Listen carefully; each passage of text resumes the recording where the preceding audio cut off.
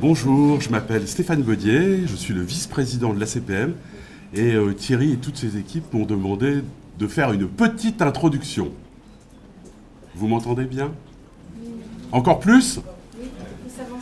Donc une petite introduction. Et pour démarrer cette introduction, en fait, je vais commencer par un poème. Il n'y a pas d'amour. Il n'y a pas d'amour, il n'y a que des preuves d'amour. Quelle plus belle preuve d'amour qu'une entreprise qui mobilise l'ensemble de ses collaborateurs, toutes ses marques, tous ses clients, pour donner la parole et échanger avec ses partenaires, avec ses fournisseurs. Quelle plus belle preuve d'amour que d'accueillir aujourd'hui #Demain la presse. Alors tout d'abord, je voudrais remercier tous ceux dans le groupe Dentsu qui ont vraiment œuvré depuis plusieurs semaines, qui ont passé beaucoup de temps. Alors tout d'abord la reine, Véronique, merci. Non, mais aussi Katiana, Sandra, Lucie, Valentine, Sabina, puis bien sûr Pierre et Thierry, mais aussi les marques du groupe. Donc bien sûr le groupe Dentsu, Cara, Amplify, DentsuX, MKTG qui a vraiment œuvré à ce que cet événement soit magnifique, Viseum bien sûr, toutes les marques du groupe se sont mobilisées pour cette première qui est vraiment une première tout à fait exceptionnelle parce que ça ne s'est jamais fait qu'un aussi grand groupe de communication s'investisse autant pour accueillir ses partenaires, ses fournisseurs, pour discuter, échanger, pour recevoir #Demain la presse. Alors #Demain la presse, c'est un mouvement, c'est pas juste un logo, c'est vraiment un mouvement de toute la presse. Et par toute la presse, il y a bien sûr la presse hebdomadaire régionale, la presse quotidienne régionale, la presse professionnelle, la presse gratuite d'information, la presse magazine, la presse quotidienne. Ce sont toutes les familles de presse qui ont décidé de se regrouper avec leurs marques, leurs éditeurs, leurs journalistes et puis bien sûr leurs commerciaux pour mettre en avant leur transformation, leurs innovations et puis surtout pour faire passer cette envie de gagne. Cette envie de gagne, on voudrait vraiment que vous la partagiez aujourd'hui, car amis des régies, c'est une occasion unique. C'est une occasion unique, cette première mondiale. En fait, moi je souhaiterais que ce ne soit pas justement une réunion client-vendeur, client-fournisseur, mais que ce soit, comme la presse, une réunion d'amitié.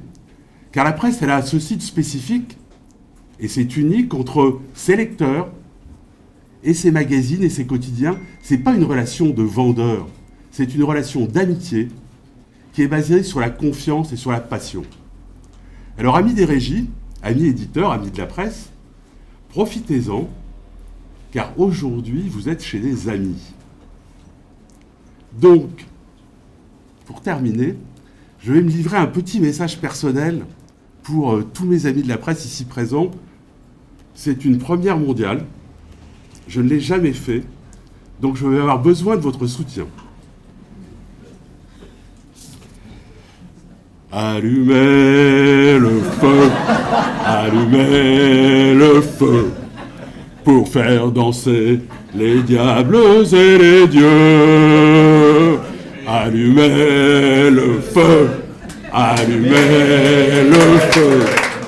et voir grandir la flamme dans vos yeux. Allumez le feu!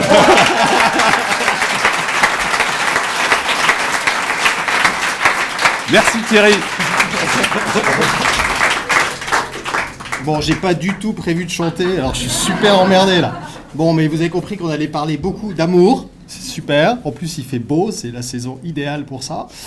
Avant tout, donc, je tiens à remercier Stéphane Baudier de l'ACPM pour avoir rendu possible l'organisation de cette journée qui est si importante pour nous.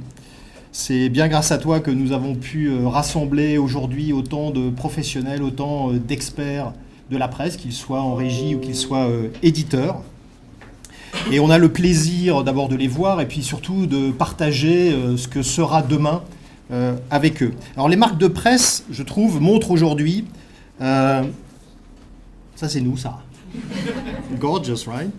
Les marques de presse montrent aujourd'hui un dynamisme qui force le respect et qui nous donne finalement envie d'être toujours à vos côtés dans ce processus de réinvention que vous avez initié, que vous avez engagé. Parce que la presse, c'est 142 titres qui ont été lancés en 2017, c'est 76% des Français qui lisent une version de leur marque de presse préférée sur des supports numériques, c'est des applications et des réseaux sociaux qui sont toujours en progrès, qui continuent de croître, c'est des technologies telles que les chatbots qui font leur entrée et qui créent aussi des opportunités de business. C'est bien entendu la data qui commence à jouer un rôle central dans vos écosystèmes, dans nos écosystèmes communs. C'est des acteurs majeurs qui concentrent, qui se renforcent et qui prennent des positions toujours plus importantes dans le marché parce qu'ils y croient. Et puis, c'est des diversifications qui continuent de créer la croissance. Et ce qui est intéressant, je trouve, c'est que c'est lorsque justement les marques de presse se projettent en dehors de leur territoire de confort, c'est-à-dire en dehors de leur territoire de papier, qu'elles prennent conscience de leurs forces, qu'elles prennent conscience de leurs valeurs. Finalement, c'est en sortant de leur zone de confort d'une certaine façon qu'elles prennent conscience de cette force qui est la leur. Et parce que être une vraie marque de presse, c'est peut-être, d'une certaine façon, être capable de proposer une ligne éditoriale, un point de vue sur tous les supports et sur des territoires d'expression nouveaux. Et de la même manière, c'est lorsqu'elles sortent de leur support papier traditionnel que la valeur, des valeurs défendues par les marques de presse peut être perçue par absolument tout le monde.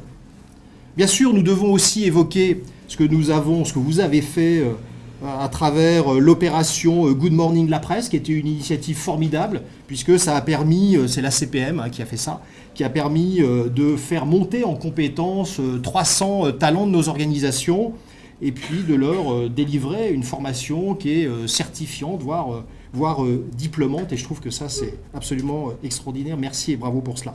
Donc voilà pourquoi nous avons voulu être au cœur de l'initiative de cette journée ensemble, d'une part parce que nous voulions aussi vous rassurer sur l'amour qu'on vous porte, parce qu'on a besoin effectivement non seulement de parler d'amour, mais d'avoir des preuves d'amour. Et moi, quand je vois les chiffres, en particulier en 2018, je vois des progressions, notamment effectivement sur le numérique, et puis dans les opérations spéciales. J'ai même observé qu'on a fait autant d'opérations spéciales avec les marques de presse en juin 2018 que nous en avions fait sur toute l'année 2017. Donc j'ai beaucoup d'espoir que nous continuions à progresser en la matière. Aujourd'hui, ce que je voudrais aussi, c'est non seulement vous témoigner l'admiration qu'on porte aux révolutions, aux réinventions que vous engagez, mais c'est aussi pour sensibiliser nos équipes pour qu'elles soient les ambassadrices de ces réinventions également. C'est pour ça que c'était important de le faire ici aujourd'hui. Et en plus, jamais le moment n'a été aussi propice à regarder la presse d'un œil nouveau. Parce que non seulement nous croyons dans la presse, mais nous croyons dans le rôle sociétal de la presse à un moment où il y a quand même beaucoup d'enjeux sociétaux que l'on voit émerger. Il suffit de lire la presse ou de regarder la télévision pour s'en rendre compte. C'est-à-dire que le rôle noble de la presse, le rôle de référent de la presse est fondamental. Il y a une loi qui a été votée pas plus tard qu'hier soir ou dans la nuit sur les fake news. Et j'ai écrit une tribune dans un journal très bien, du dimanche, vous saurez à peu près lequel c'est, et qui justement défendait l'idée qu'il faut, vous savez que je dis souvent, il faut faire rentrer l'entreprise à l'école. Alors quand je dis ça, parfois on me dit « mais tu veux vendre des barres chocolatées à l'école ». Non, c'est pas ça que je veux. C'est je veux faire rentrer l'entreprise à l'école pour que les enseignants, les enfants soient sensibilisés à l'univers de l'entreprise. Et bien, je pense qu'il faut faire rentrer les médias à l'école, bien plus que ça n'existe aujourd'hui, pour justement lutter contre ces fameuses fake news et faire en sorte que nos enfants ils soient sensibilisés à ces problématiques et qu'on en fasse d'une certaine façon des êtres capables de défendre leur liberté et surtout capables de défendre leur libre arbitre. Et donc, je pense et je vois toutes les enquêtes, y compris aux États-Unis, qui montrent que dans ce cadre de prolifération de fake news, quelles sont les marques qui s'en sortent le mieux et qui sont en train de sortir de peut-être un phénomène de désamour à un certain moment, c'est justement les marques médias. Et dans ces marques médias, celles qui sont les plus crédibles, ce sont les marques de presse.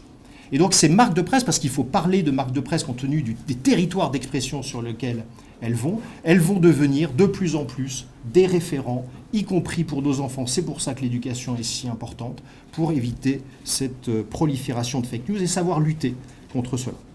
Enfin, pour ne pas être en reste dans un environnement d'innovation et de création, je voudrais évoquer les travaux que nous menons ici en ce moment sur le sujet de la mesure de la valeur d'attention comme nouveau KPI d'efficacité, parce que l'exposition, on le sait, est toujours essentielle, bien sûr, mais elle prend toute sa dimension lorsqu'elle est complétée par la capacité de mesurer l'attention effective accordée au message et au contenu proposé. Donc c'est d'une certaine façon un nouveau bêta que nous voulons vous exposer aujourd'hui, on vous en parlera, et qui sera par la suite intégré dans tous nos outils de mesure et dans notre planning.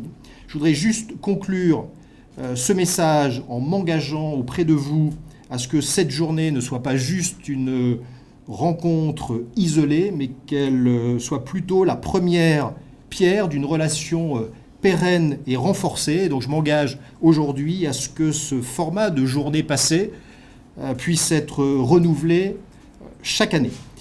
Alors, au programme, nous aurons 5 tables rondes. Alors je vais animer la première, super cool. Jamais fait ça, et donc voilà, j'ai l'impression d'être là. De revenir dans un rôle de journaliste. J'ai été éditeur de magazine chez EMAP et Mondadori pour ceux qui sont nés avant Valéry Giscard d'Estaing. Et donc, moi, je suis très heureux de pouvoir accueillir des éditeurs et d'échanger avec eux. Donc, je voulais juste dire que 5 tables rondes, 3 sessions de speed dating pour ces rencontres d'un genre nouveau. Donc, si vous en êtes d'accord, je voudrais juste remercier de nouveau les équipes Dentsu qui ont fait un formidable travail. En plus, il n'y aura pas d'orage aujourd'hui, c'est quand même formidable. Et si vous avez chaud, il y a quand même des trucs pour s'éventer. C'est au Japon, parce que vous savez, on est dans un groupe japonais. Alors, je vais vous raconter juste une anecdote, parce que je vois Katiana qui me regarde avec gros yeux en disant « ça y est, tu dépasses le temps à partie ». Au Japon, ils ont interdit les cravates pendant l'été. Et pour qu'un Japonais enlève sa cravate, c'est très difficile pour lui. Et donc, on leur interdit d'entrer dans les bâtiments avec une cravate. En revanche, on leur distribue des éventails. Et donc, quand on va au Japon chez Dentsu, tout le monde est avec son éventail. Donc, pour tous ceux qui se sentiraient peut-être gênés à l'idée d'utiliser un éventail, allez-y, les Japonais le font. Donc, vous pouvez parfaitement le faire. Donc, c'est avec une grande joie que je déclare cette journée ouverte. Merci.